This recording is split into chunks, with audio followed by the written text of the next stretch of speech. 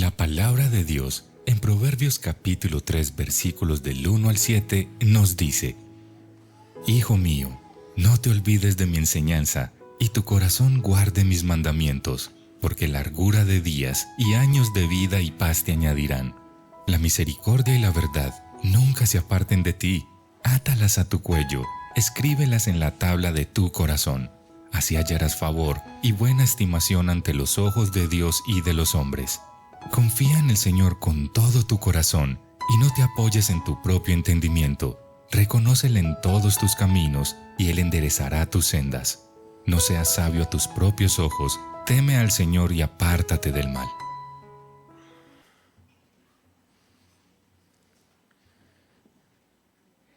Hermanos, muy buenos días. Un feliz y bendecido año 2024 tengan. Gracias, Edilberto. Tú estás hablando en representación de toda la iglesia, ¿cierto? La iglesia te designó como representante para esa felicidad. Y yo acepto eso. Eso es una iglesia muy organizada que tiene debidamente a sus representantes. Eso está muy bien. Eso habla bien de nosotros. Tenemos por aquí una visita. Y entonces que se lleven una buena impresión de nosotros, ¿no? Me da mucha alegría poderme reunir nuevamente con ustedes, hermanos, después de el fin de año y del cierre del año 2023. Desde hace varias décadas, diría yo, existe. ¿Ustedes me están escuchando bien? Desde hace varias décadas existe la preocupación por enfrentar el cada vez mayor deterioro de la calidad de vida del hombre y de la mujer modernos, ¿sí? Porque ¿qué caracteriza a los hombres y a las mujeres modernos? Es decir, a nosotros. Yo sé que algunos pensarán, no, yo no soy tan moderno, pero sí, usted sí es moderno. Vive en este tiempo, y mientras viva en este tiempo teniendo las canas que tenga o la calva que tenga, usted es moderno o moderna. ¿Qué nos caracteriza? A ver, la tecnología. ¿La que dijiste, Nelly? Ok, ¿qué más nos caracteriza? El querer el inmediatismo, sí, querer todo ya. ¿Qué más? ¿El qué? El egoísmo. Bueno, yo creo que el egoísmo nos ha caracterizado a los seres humanos durante toda nuestra existencia, ¿no? El estrés. Sí, señor, el corre. Gracias, Humberto, eso es verdad. Somos personas muy preocupadas. Somos personas que a toda hora vivimos corriendo de un lado para otro y solamente basta darle una mirada rápida a quienes nos rodean.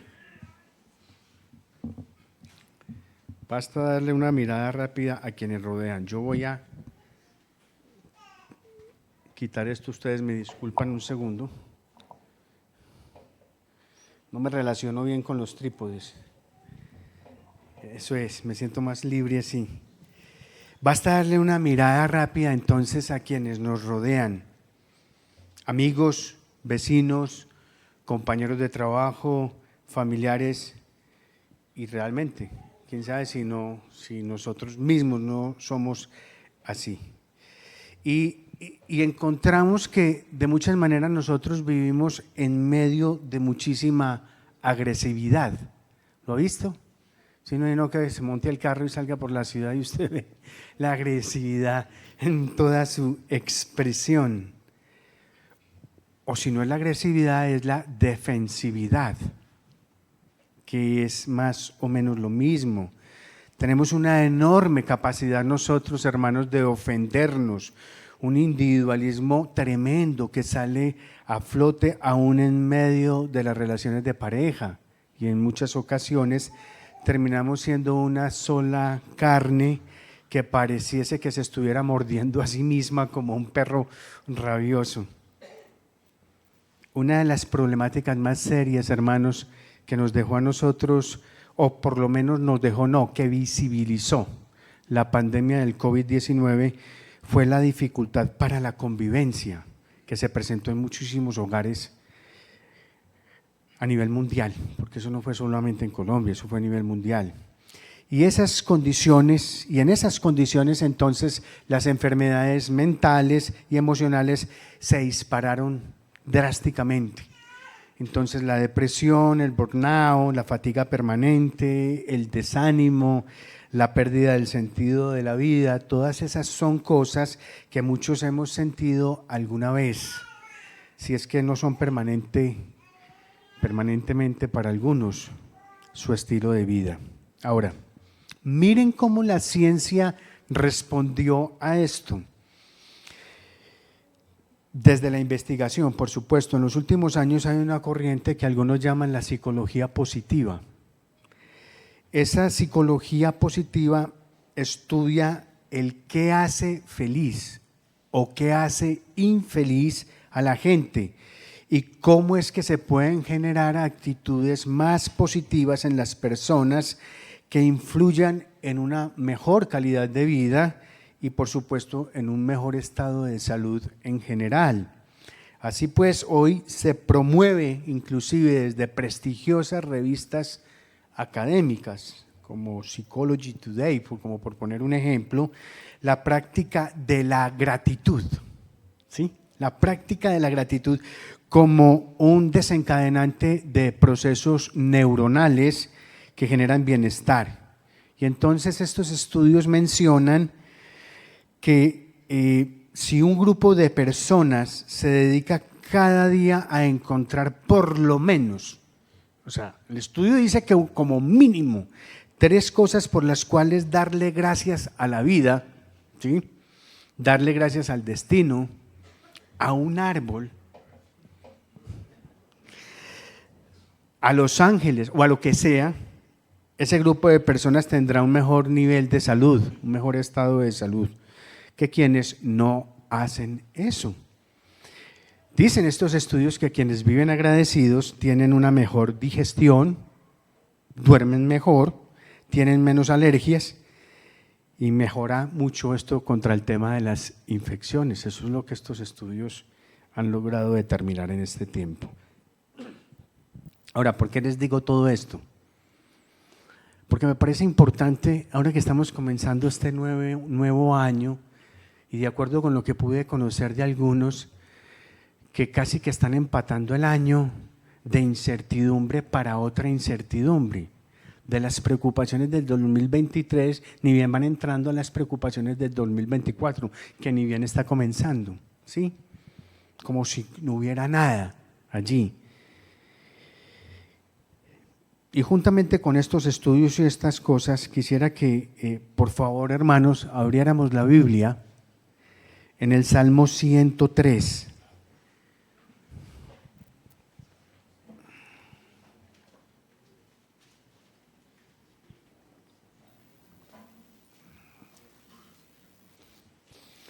En el Salmo 103, y quiero que veamos cómo estos asuntos que hoy andan preocupando a la comunidad científica y a nuestra sociedad en general, eran parte de la sabiduría transmitida por Dios a su pueblo desde hace ya más de 3000 años. Y nosotros recién ahora entonces venimos a descubrir que el agua moja. Así es. Dice la bendita palabra del Señor: bendice alma mía al Señor y bendiga todo mi ser su santo nombre. Bendice alma mía al Señor y no olvides ninguno de sus beneficios. Él es el que perdona todas tus iniquidades, el que sana todas tus enfermedades, el que rescata de la fosa tu vida, el que te corona de bondad y compasión, el que colma de bienes tus años, para que tu juventud se renueve como el águila. El Señor hace justicia y juicios a favor de todos los oprimidos. Señor, te damos gracias, Padre, por tu palabra, por permitirnos hoy, como pueblo tuyo, como hijos tuyos, Señor, al ser convocados por ti para recibir la sabiduría de tu bendita palabra. Bendice, alma mía, al Señor, y bendiga mi ser todo tu santo nombre. Señor, te ruego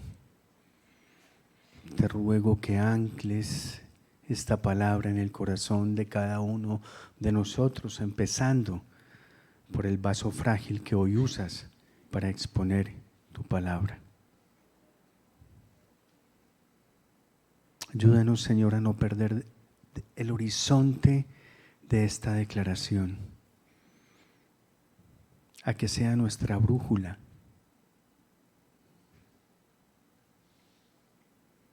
a que nuestros sentidos y todo nuestro ser apunte a esto, apunte a esta gran verdad. Ayúdanos a entender y guíanos a través de la Escritura, Señor, a tener un mayor entendimiento de esto, Señor, y a poderlo hacer una práctica constante, fervorosa y permanente en nuestra vida. No solamente porque es lo que nos toca, sino porque es lo que nos permite sobrevivir en un mundo que cada vez más se derrumba. Guíanos, pues, a tu verdad. Amén. El salmista, hermanos, está volteando hacia lo más profundo de sí mismo, y lo que está haciendo es que está invitando a su alma a que bendiga al Señor. Pero para el salmista eso no es suficiente. La invitación no es solamente para su alma. Él agrega inmediatamente: bendiga todo mi ser, su santo nombre. Ahora, ¿qué es todo mi ser? ¿Qué es todo mi ser? Todo mi ser es todo. Pero desempaquemos un poquito más eso. Todo mi ser es mi voz. Todo mi ser son mis emociones, son mis sentimientos, son mis pensamientos, son mis obras, es mi cuerpo y por supuesto es mi historia. Todo, absolutamente todo, todo eso, dice el salmista, debe procurar, buscar siempre la manera de cumplir la tarea de bendecir al Señor. Nada de mí debe quedar por fuera de este jolgorio de alabanza y de gratitud al Señor. Ahí estamos claros, ¿verdad? ¿Vamos bien? ¿Pueden decir algo? Edilberto, tú eres el representante de la iglesia. ¿Estamos bien ahí? Excelente. Muy bien. Lamentablemente, hermanos, debemos reconocer que no es así como vivimos, ¿verdad? Representante, no es así como vivimos. Hay que decirlo con honestidad. Ni siquiera nosotros los cristianos sabemos vivir así. Las Escrituras dan por sentado que quienes gustamos de conocer a Cristo para inclinarnos a Él en absoluta reverencia, en amorosa adoración, porque Él es nuestro Rey, Él es nuestro Señor, Él es nuestro Salvador, se supone que debemos ser personas sobre las cuales corren ríos de agua viva, ¿verdad? Ríos de agua viva. Ríos de agua viva. Sabemos, hermanos, y repetimos y enseñamos que el que está en Cristo es ¿qué? ¿No? Claro, por supuesto. Que el Hijo hace libre, ¿qué? ¿Lo hizo qué? verdaderamente libre, ¿no? Que es o debiéramos ser luz del mundo, sal de la tierra, que debemos clamar a Abba Padre como beneficiados del espíritu de adopción y como coherederos de los tesoros de la gracia con Cristo. ¿En dónde? En los lugares ¿qué? Celestiales. Que debemos vivir sumergidos en el torrente de gracia que nos asegura que los decretos de muerte que pendían sobre nosotros por la culpa real del pecado han sido todos clavados en la cruz del Calvario. Además, como abogado tenemos ante el Padre, sabemos que el pecado que nos separaba del Santísimo, ese pecado ya no tiene ¿qué? Ya no tiene poder sobre nosotros. Y podemos gritar con certeza a todo el mundo, a grito herido, que nada en el universo nos podrá separar del amor de Dios, que es ¿en quién? En Cristo Jesús. Amén. Regálenme en esto. ¿Quién vive? A su nombre. Hace años que quería hacer eso, se los comento. Ecos de otra época de mi vida. Sí es. Pero hermanos, ese es solo un ideal. Esa es la teoría que se predica. Pero la realidad es que muchos vivimos lejísimos de eso. La gran mayoría. No quiero ser exagerado, pero casi que me atrevería a apostar que todos. Y me incluyo. Queremos. Sí, queremos. Muchos queremos, pero no podemos. Ahora, ¿por qué no podemos? Esa es la pregunta. ¿Por qué no podemos? Porque sé que las oraciones de muchos de nosotros es ese golpe de pecho. Señor, otra vez, otra vez. Otra vez estoy angustiado, preocupado, afligido por esto. Esto que fue mi aflicción hace 30 años que llegué a la fe, hoy me sigue afligiendo. Sigo angustiado por el mismo país desde hace 30 años. Y yo tengo ya canas y no he dejado de comer un solo día de esos 30 años. Y han pasado todos los gobiernos que quieras y aquí estoy. Y sigo afligido. Sigo preocupado. Veo portafolio y entonces las cifras no me cuadran. Lo que se dice de la economía, que decrece, que no decrece, que se desinfla, que se infla, que no. Y todas esas cosas. ¿Por qué? ¿Por qué? Parece que el salmista ha entendido que el alma se nos anda hundiendo por el peso de las preocupaciones, las angustias y las ansiedades.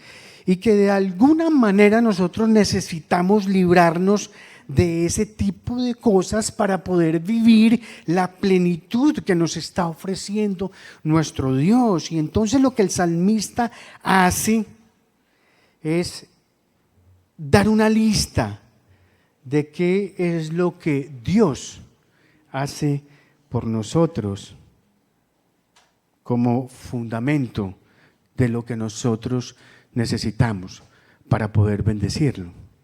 Ahora, no es porque debemos hacer eso, no es porque debemos bendecir al Señor, ya que si de verdad nosotros conociéramos al Señor, como decimos con nuestros labios, que lo conocemos, debería ser imposible para todos nosotros no pasar todo el tiempo absortos en alabanza y en adoración al Señor. Pero lo que sí necesitamos, hermanos, es comprender por qué esa incapacidad que sentimos, que parecemos tener para bendecir al Señor constantemente bajo el peso de la angustia, de la preocupación, aún de la misma aflicción, eso no es más que una ilusión maligna, hermanos, completamente alejada de la verdad revelada de Dios. Y lo primero que está haciendo el salmista en el verso 3 es que nos dice que Él es el que perdona todas tus iniquidades. Eso dice el salmista. Ahora, eso va directo, hermanos, a la yugular. ¿Sí? Este es el primer problema que allí nos está planteando, pero es un problema con solución, porque ahí también nos la está diciendo. Este es el papá de los pollitos de nuestra miseria. El pecado.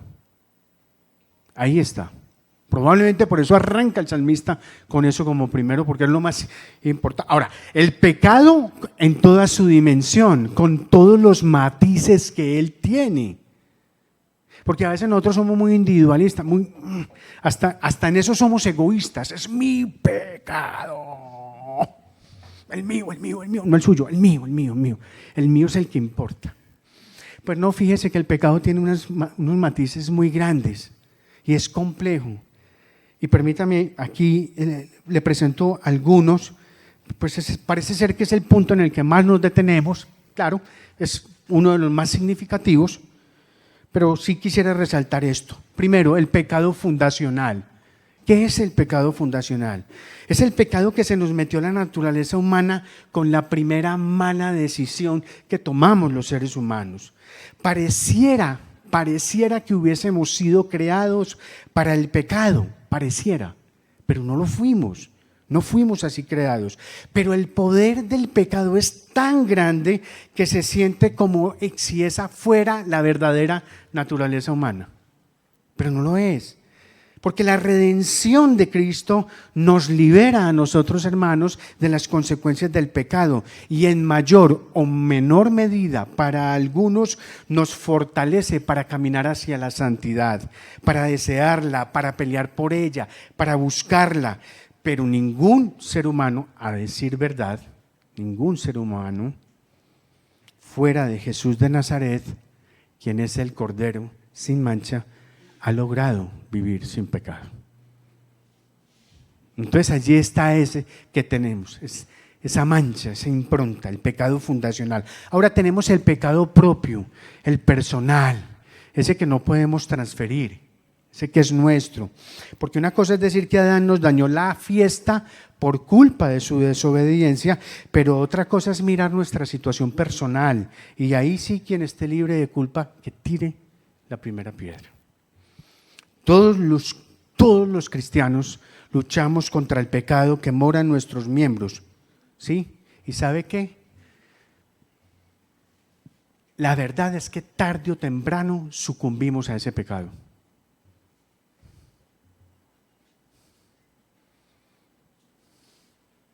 Tarde o temprano sucumbimos a ese pecado. Puede ser más o menos rápidamente. Puede ser de una manera grosera o puede ser de una manera sutil.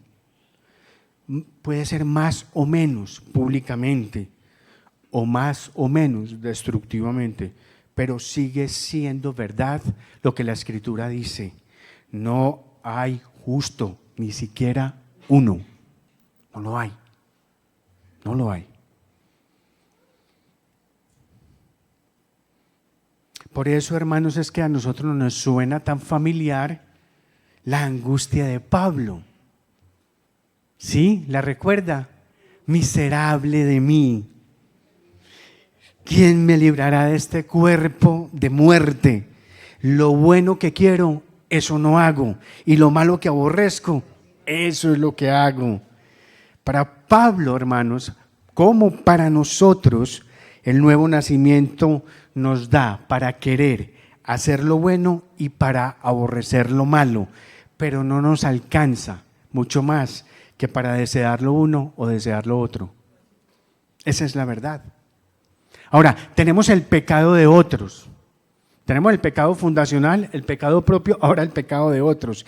A lo largo de la vida, hermanos, de manera impajaritable, como dicen por ahí, vamos acumulando quebrantos, cicatrices, heridas que se infectan y van supurando en el alma. ¿Por qué? Por el pecado que otros han cometido sobre nosotros.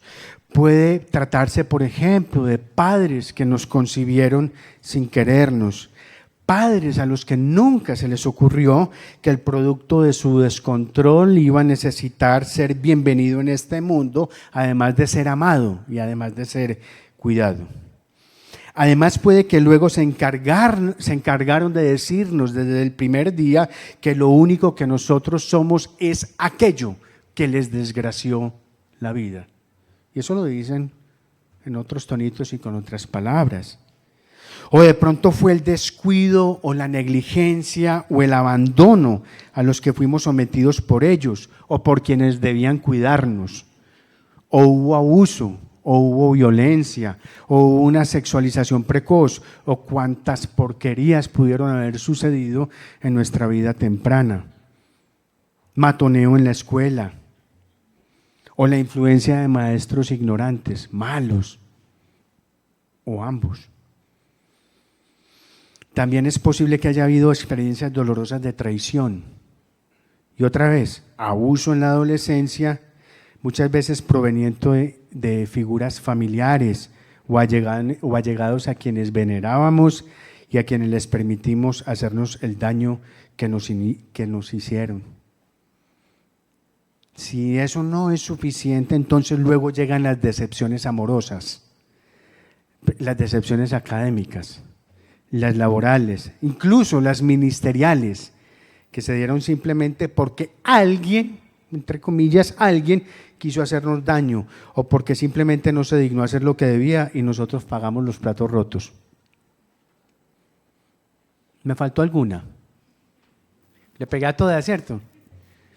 Yo estuve pensando que fuéramos levantando la mano y dije yo, no, pues es maluco porque a veces algunos vamos a tener que levantar 2 manos y un pie, queda complicado. Eso es, así es, sea como fuere, el pecado de otros contra nosotros no tiene evidentemente la culpa de la carga personal, pero igual duele e igual nos daña y hasta nos destruye. Y finalmente, hermanos, tenemos el pecado estructural. ¿Cuál es ese? Por el primer Adán entró la muerte, con todo lo que la muerte representa y que va pues mucho más allá de estirar las patas al final del camino, ¿sí? Mucho más de eso. La muerte es la pérdida de la vida, pero también la muerte es el deterioro de la vida. Esa es como una pérdida a plazos, una pérdida por cuotas. La enfermedad, el envejecimiento, la discapacidad,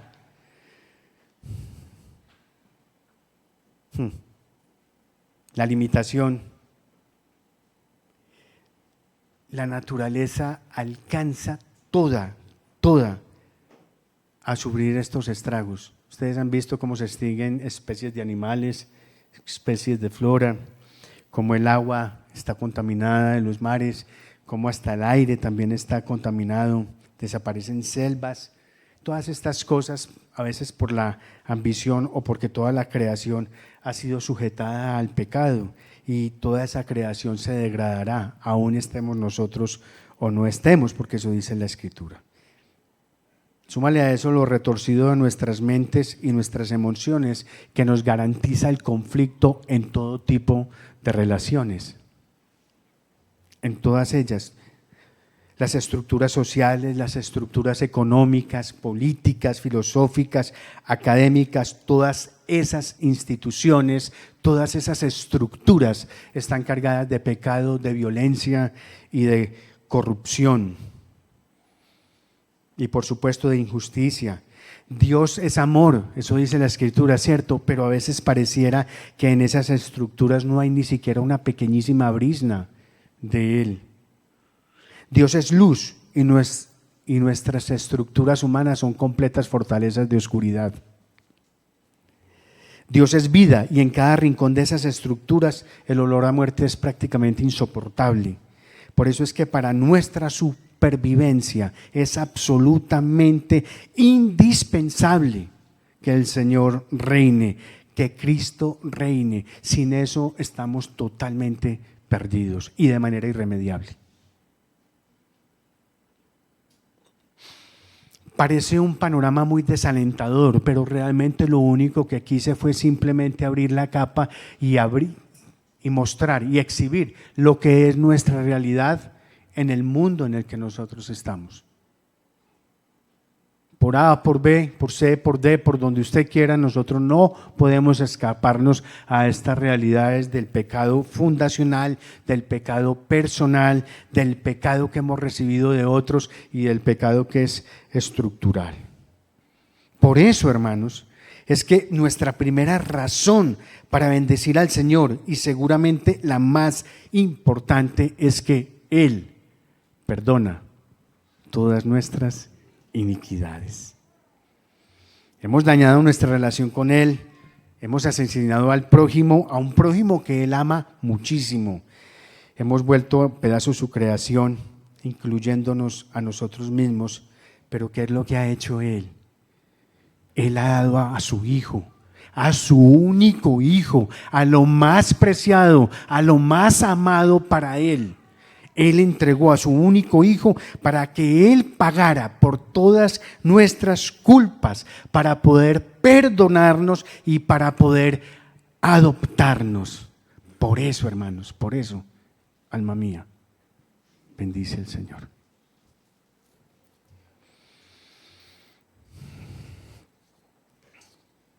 Lo segundo que nos dice el salmista es que Él sana todas tus enfermedades.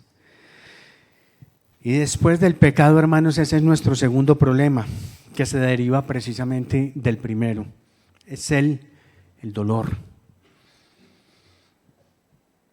El pecado propio, por un lado, el pecado de otros, por otro lado, y aún ese pecado estructural que toca y contamina hasta el aire que respiramos, todo se confabula de una manera magistral para hacer que la vida duela. Nacemos imperfectos, llorando a gritos y en medio del dolor de nuestras madres. ¿O han visto algún parto en el que la mamá esté enjuagada de la risa? Pues cuando es un parto natural. Porque cuando es de cesárea creo que la mayoría están medio trabaditas, dormiditas, pero cierto, bueno, lo digo por la mía. Cuando nacieron nuestras dos hijas que fueron por cesárea, ella estaba así como medio trabadita, medio gogó, sosó. Pero lo normal es que esto cause muchísimo dolor. No hay nadie enjuagado de la risa. O alguna de las mujeres que tuvo parto natural, eso eran toteadas de la risa en el momento del parto. ¿Qué dice el representante? No, ¿verdad? No, para nada, de ninguna manera. Eso es. Crecemos maltrechos, quebrantados y así vamos cojeando por la vida hasta morir. Algunos, su muerte, fruto de un accidente, de una imprudencia de otro. Algunos por la maldad de otro agresor o por los estragos de una enfermedad. Oigan, o por la crueldad de la decrepitud. Unos somos más sensibles al dolor que otros, unos somos más resilientes que otros en la recuperación, unos sobrevivimos un poco más tiempo que otros, pero nadie escapa a esos embates. Hermanos, la vida duele, y duele mucho. Todos no, porque ahí veo gente muy joven. Pues ya llegarán, muchachos. Tenemos dolores físicos, mentales, emocionales, sociales y existenciales. No hay una dimensión de nuestras vidas donde no encontremos el dolor agazapado y listo como para golpearnos de manera fuerte, de una manera que nosotros no podamos ni siquiera huir de él. Y cuando nos alcanza, ¿saben qué hacemos? Tenemos 1000 remedios para anestesiarnos y a veces algunos anestesiarse hasta la brutalidad, hasta el embrutecimiento. ¿Saben qué es lo que hay detrás de toda la legislación de la eutanasia? No querer soportar el dolor. Eso es lo que hay detrás de todo eso. Eso lo sofistican, eso le sacan cosas, decretos A, B, C y D, y paráfrasis y parágrafos y todo ese tipo de cosas. Pero la gran realidad que se esconde detrás del ejercicio de la eutanasia es que no soportamos el dolor, no queremos el dolor. Y lo que nos dice a nosotros el salmista es que Él sana todas nuestras iniquidades. Esa es otra razón, además de perdonar nuestros pecados, de sanarnos de ellos, de la seguridad de la salvación, es que Él nos garantiza esto. Fue despreciado y desechado ¿por quién? Por hombres, varón de dolores y experimentado una aflicción dice Isaías en el capítulo 53.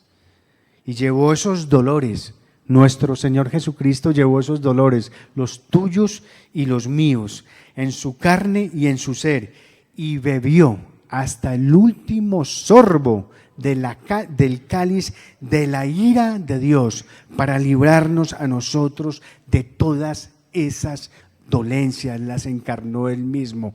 Por eso, hermanos, por eso, alma mía, bendice al Señor.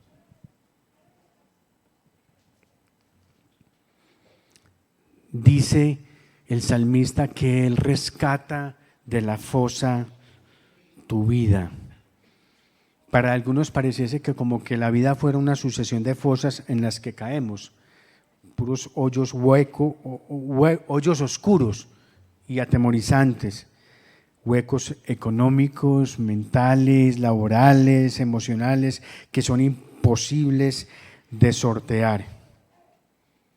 Y el Señor nos promete, el Señor no nos promete necesariamente librarnos de todas esas experiencias, pero sí nos dice en el Salmo 40 que Él me sacó del pozo cenagoso de la desesperación. Eso dice la Escritura, que el Señor nos sacó de ese pozo cenagoso de la desesperación, y que aunque andemos en valle de ¿qué? De sombra de muerte, no hemos de temer mal alguno, porque su vara y su cayado ¿qué? Nos infunden su aliento. Por eso, hermanos, es que nosotros debemos bendecir al Señor, porque Él rescata de la fosa de nuestra vida.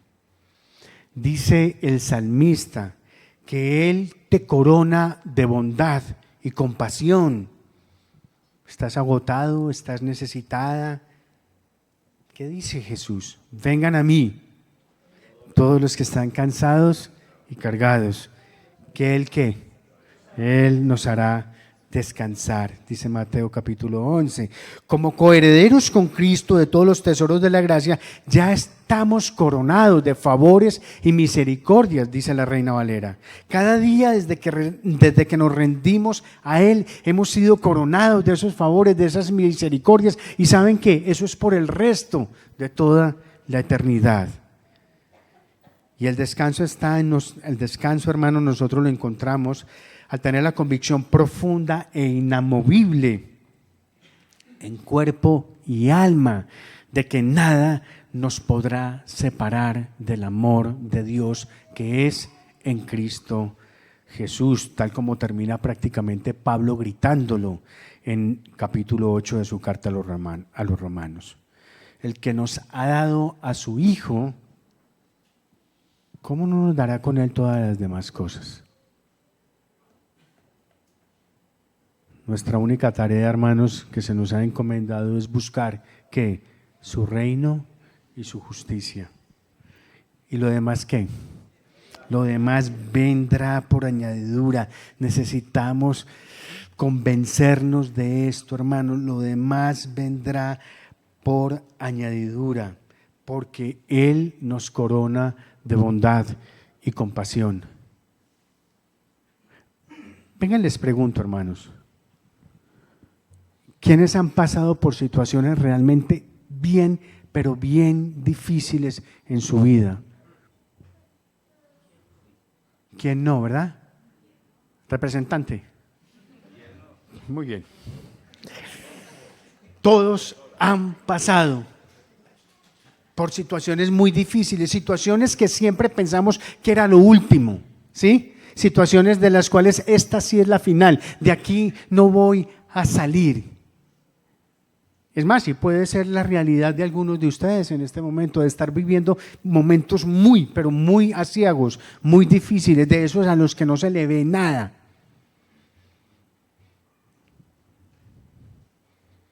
Como decimos en Antioquia, pero no lo decimos así, pero lo decimos de otra manera, ustedes me entenderán, poposeado y con el agua lejos. ¿Se ha visto? Así, nada, vaciado, no hay nada que hacer. Tranca perdida, todo atrancado, no sale nada, llave embolatada, mejor dicho, así. Y saben,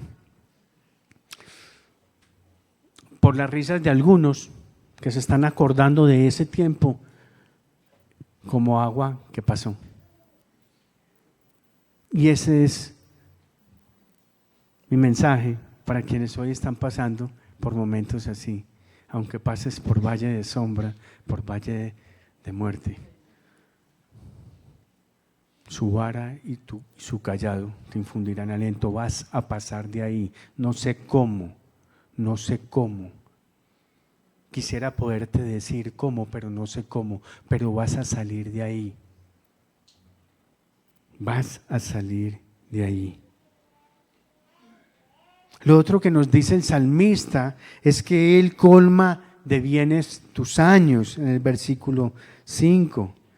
Necesitas provisión, no te alcanzan tus recursos, Él sacia de bien tus años.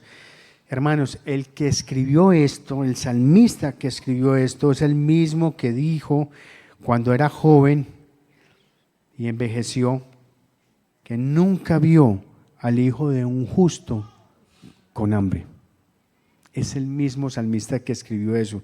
El mismo que sabe que el Señor adereza mesa delante de los que lo persiguen. El Dios del salmista es el mismo que nos pregunta que por qué nos afanamos por lo que comeremos o cómo vestiremos. Que nos pregunta que por qué no somos capaces de creer en su amor, en su poder, en su suficiencia para sostenernos.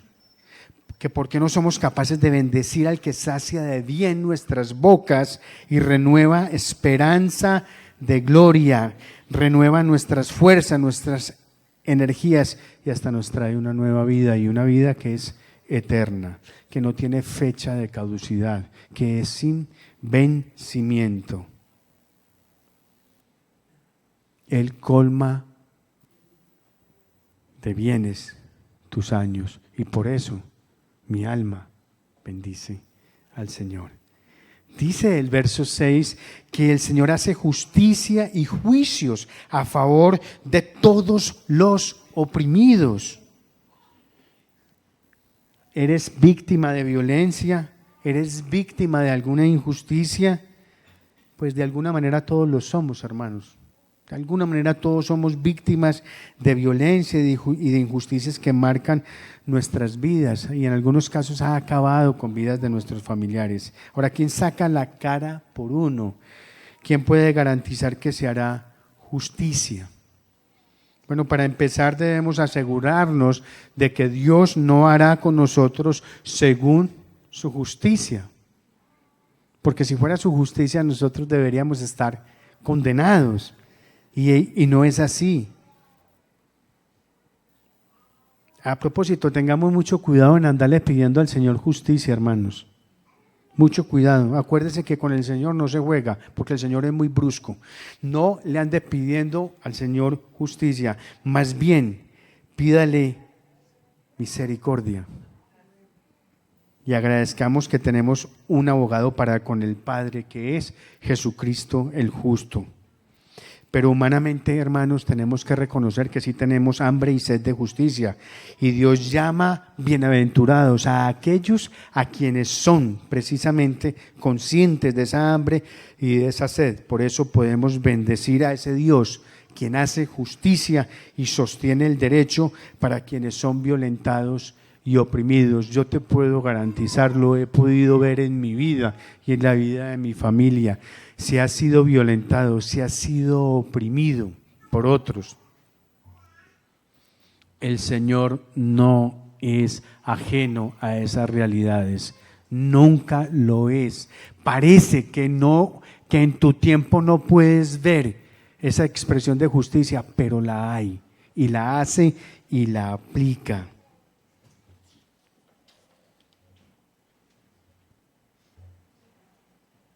El resto del Salmo, hermanos, se dedica a la extensión de algunos de estos temas, sobre todo el de el perdón de nuestras rebeliones y el de asegurar de que las bendiciones que de Él recibimos sean garantizadas por nuestra descendencia y la de todas las generaciones siguientes. Pero mientras los músicos se acercan a sus instrumentos, hermanos,